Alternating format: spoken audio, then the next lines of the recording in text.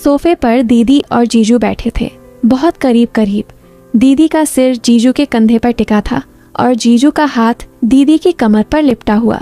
दोस्तों, कहानी पूरी सुनिएगा, आपको बहुत पसंद आएगी। हेलो, मेरा नाम रिया है।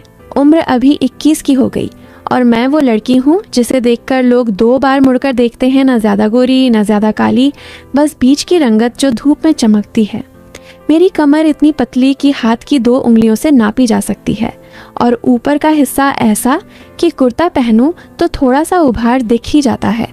नीचे की तरफ भी कर्व्स ऐसे कि जीन्स में फिट होने के लिए थोड़ी मशक्कत करनी पड़ती है। बाल मेरे घुटनों तक लंबे, काले और घने हवा में लहराते हैं तो लोग कहते हैं, ओ ये रिया, तेरे बाल तो झरना लगते हैं। कॉलेज में पढ़ी हूँ, बोलचाल में थोड़ी शहर की मिलावट है, पर घर में सब ओए कित्थे जा रही है वैसे ही बोलते हैं। मेरी बड़ी दीदी का नाम नेहा है, उम्र 27 की, और उनका पति यानी मेरा जीजू नाम विक्रम है, 29 साल का। दीदी जीजू की शादी को 3.5 साल हुए और मैं उनके साथ ही रहती हूँ क्योंकि मम्मी पापा गांव में खेती संभालते हैं। तो शुरू करते हैं उस शाम से जब मैं कॉलेज से लौटी और घर का मेन गेट खोलते ही अंदर से आ रही थी एक अजीब सी खुशबू, ना अगरबत्ती की ना परफ्यूम की, बस कुछ मीठी सी गर्म सी। मैं बैग कंधे पर लटकाए अंदर घुसी, जूते उतारते हुए आवाज़ लगाई, दीदी मैं आ गई। कोई जवाब नहीं आया। लिविंग रूम में लाइट कम थी, सिर्फ एक कॉर्नर लैंप चल रहा था। उसकी पीली रोशनी सोफे पर पड़ रही थी। सोफे पर दीदी और जीजू बैठे थे, बहुत करीब करीब। दीदी का सिर जीजू के कंधे पर टिका था और जीजू का हाथ दीदी की कमर पर लिपटा हुआ। मैंने खांस कर कहा, ओहो मैं आ गई, आप लोग जारी रखो। दीदी हड़बड़ा कर उठी, अरे रिया तू कब आई, आ बैठ। जीजू मुस्कुराए, हाँ रिया, आज तेरी दीदी ने कुछ स्पेशल प्लान बनाया है। मैं सोफे के दूसरे कोने में धम्म से बैठ गई, बैग साइड में रखा। दीदी ने जीजू की तरफ देखकर कहा, विक्रम वो सामान लाओ ना। जीजू उठे, उनकी शर्ट का ऊपर का बटन खुला था, छाती पर हल्के बाल दिख रहे थे। वो किचन की तरफ गए और मैंने दीदी से पूछा, क्या प्लान है दीदी, कुछ पार्टी वार्टी? दीदी ने आंख मारी, पार्टी नहीं कुछ और, तू बस देखती जा। जीजू वापस आए, हाथ में एक पुराना सा लकड़ी का डिब्बा था, ऊपर नक्काशी की हुई, ताला लगा हुआ। डिब्बा टेबल पर रखा और जीजू ने चाबी निकालकर खोला। अंदर से निकली 3 छोटी छोटी शीशियां, कांच की, अंदर कुछ लाल सा लिक्विड। दीदी ने कहा, ये हमारी दादी की रेसिपी है, खास मौकों के लिए, आज हम तीनों मिलकर पियेंगे। मैंने शीशी उठाई, ये क्या है? शराब? जीजू हंसे, नहीं रिया, शराब नहीं, ये एक तरह का हर्बल ड्रिंक है, बॉडी को रिलैक्स करता है, दिमाग को खोलता है। मैंने सूंघा, खुशबू वैसी ही थी जो घर में फैली थी। दीदी ने 3 ग्लास लिए, हर शीशी से थोड़ा थोड़ा डाला, फिर पानी मिलाया। ग्लास मेरे हाथ में थमाते हुए बोली, धीरे धीरे पीना, जल्दबाजी मत करना। हम तीनों ग्लास उठाए। जीजू ने कहा, चीयर्स हमारे रिश्ते के नाम। ग्लास टकराए, मैंने पहला घूंट लिया, स्वाद मीठा, फिर हल्का कड़वा, फिर गले में गर्माहट। बातें शुरू हुई। दीदी ने कहा, रिया तुझे पता है, जब मैं तेरी उम्र की थी मैं भी तेरी तरह कॉलेज में धमाल मचाती थी। मैं हंसी, दीदी तुम तो आज भी मचाती हो। जीजू ने मेरी तरफ देखकर कहा, हाँ नेहा तो आज भी मेरे साथ धमाल मचाती है। दीदी ने जीजू की जांघ पर हल्के से थप्पड़ मारा, चुप करो, रिया के सामने क्या बोल रहे हो। मैंने ड्रिंक का दूसरा घूंट लिया, बॉडी में हल्की सी गर्मी फैल रही थी। जीजू ने कहा, रिया तूने कभी किसी लड़के को दिल दिया? मैं शर्मा गई। जीजू ये क्या सवाल है? दीदी ने हंसकर कहा, बता ना, हम तो अपने हैं। मैंने ग्लास घुमाते हुए कहा, दिया तो नहीं पर 2-4 ने कोशिश की। जीजू ने आंखें तरेरी, कौन थे वो, नाम बता, मैं देख लूँगा। दीदी हंसी, अरे विक्रम रियाज खान बन रहा है। हम तीनों हंस पड़े। ड्रिंक खत्म होने को थी और लाइट्स और कम कर दी गई थीं। दीदी ने कहा, अब असली खेल शुरू होता है। जीजू ने डिब्बे से एक पुराना सा कार्ड्स का पैक निकाला, मगर वो आम ताश नहीं थे। हर कार्ड पर कोई सवाल लिखा था या कोई टास्क। दीदी ने समझाया, ये हमारा सीक्रेट गेम है, शादी के बाद हम खेलते हैं, आज तू भी खेल। मैंने पूछा, कैसा गेम? जीजू ने कहा, हर कार्ड उठाओ, जो लिखा है वो करना पड़ेगा या सच्चा जवाब देना पड़ेगा, जो मना करे उसे पनिशमेंट। मैंने हामी भरी, दिल में थोड़ी सी घबराहट, थोड़ी सी उत्तेजना। पहला कार्ड दीदी ने उठाया। अपने पार्टनर को वो बात बताओ जो तुमने कभी किसी को नहीं बताई। दीदी ने जीजू की आंखों में देखा, फिर धीरे से कहा, मुझे डर लगता है कि कहीं तुम मुझे छोड़ ना दे। जीजू ने दीदी को गले लगाया। पागल, मैं कहीं नहीं जाऊंगा। मेरी बारी, मेरा कार्ड था। अपने सबसे बड़े सीक्रेट का इशारा करो, पूरा मत बताओ।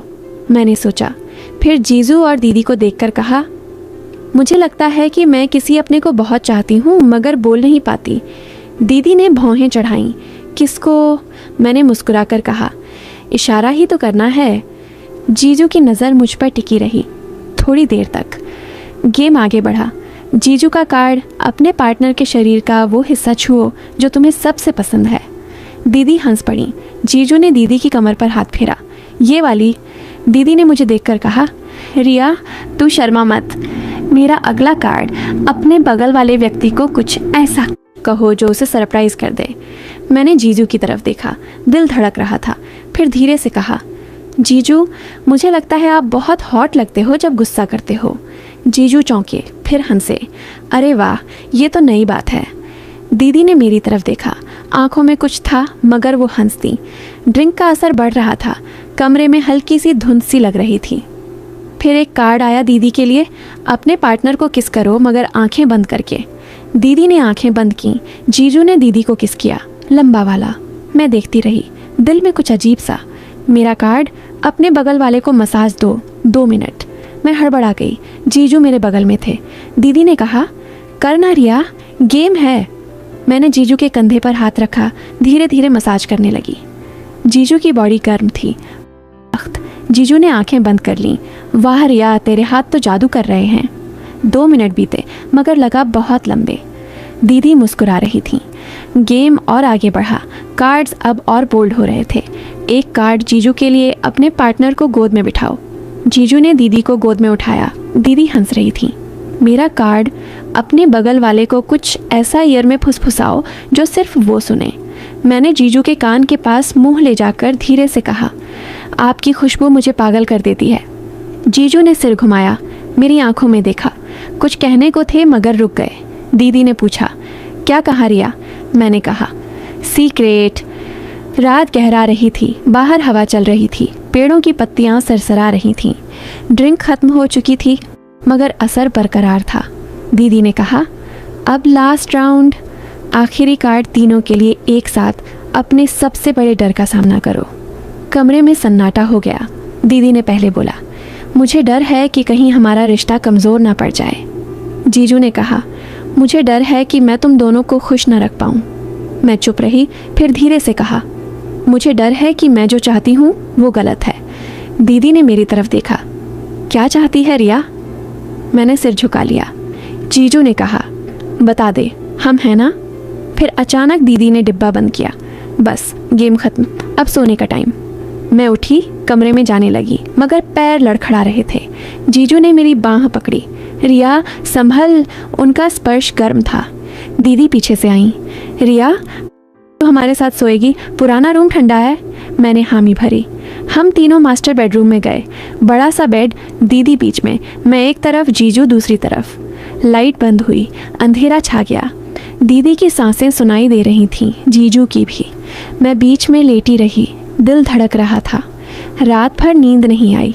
कभी दीदी करवट बदलती, उनका हाथ मेरी कमर पर आ जाता, कभी जीजू की टांग मेरी टांग से टकरा जाती।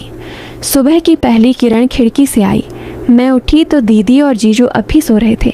दीदी का सिर जीजू की छाती पर। मैं चुपके से उठी, किचन में गई, चाय बनाई। जब वापस आई, दोनों उठ चुके थे। दीदी ने कहा, रिया कल रात बहुत मज़ा आया। जीजू ने मुस्कुराकर कहा, हाँ, और आज नया दिन है। मैंने चाय दी और सोचा, ये खेल अभी ख़त्म नहीं हुआ। उस दिन के बाद घर का माहौल बदल गया। दीदी और जीजू पहले से ज़्यादा करीब लगते और मैं भी उनके बीच कहीं खिसक आई थी। हर शाम कुछ नया होता, कभी पुरानी फिल्में देखते, कभी कोई नया गेम। एक शाम दीदी ने कहा, रिया चल हम तीनों मिलकर खाना बनाते हैं। किचन में हम तीनों घुसे। जीजू ने एप्रन पहना। दीदी ने मुझे सिखाया कैसे पनीर की सब्ज़ी बनती है। मैं आटा गूंथ रही थी, जीजू मेरे पीछे खड़े थे। रिया, हाथ ऐसे घुमाओ। उनका हाथ मेरे हाथ पर आ गया, आटा लग गया। दीदी हंस रही थी। विक्रम, तू तो रिया को सिखा रहा है या खुद सीख रहा है? हम हंसे। खाना बनाते बनाते रात हो गई। डाइनिंग टेबल पर हम तीनों बैठे। दीदी ने जीजू को खिलाया, जीजू ने मुझे, मैंने दीदी को। धीरे धीरे दिन बीतते गए और हमारा बॉन्ड मजबूत होता गया। एक दिन दीदी को ऑफिस का टूर जाना पड़ा, 3 दिन के लिए। दीदी ने मुझसे कहा, रिया, विक्रम का ख्याल रखना। मैंने हाँ कहा। दीदी गई। घर में सिर्फ मैं और जीजू।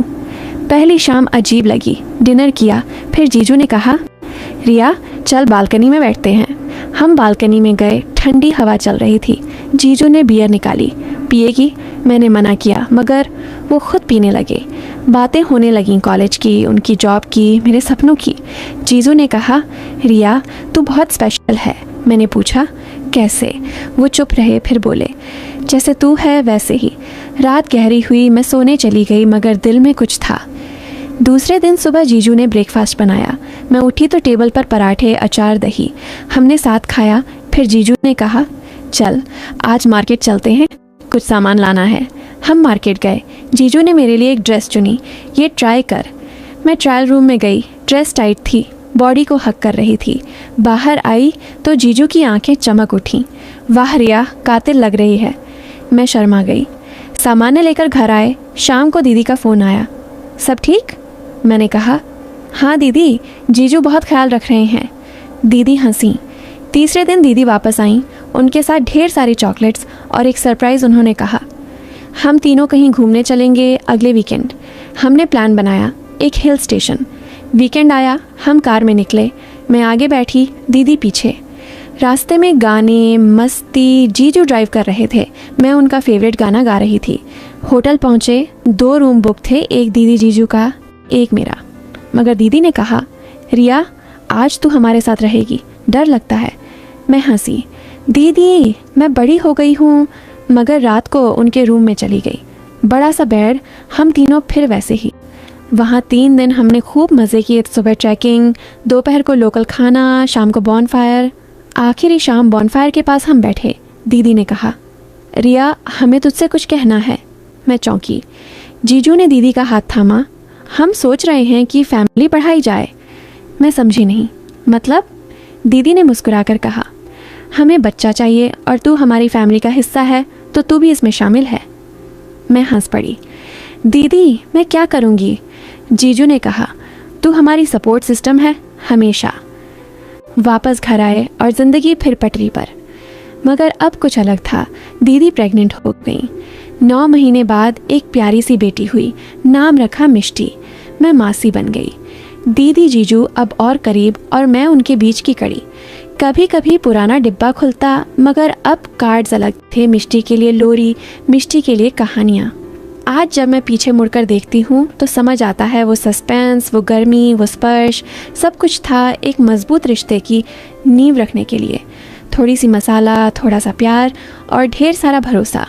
और हाँ, वो ड्रिंक की रेसिपी अब मिष्टी के लिए दूध में मिलती है, बिना हर्ब्स के।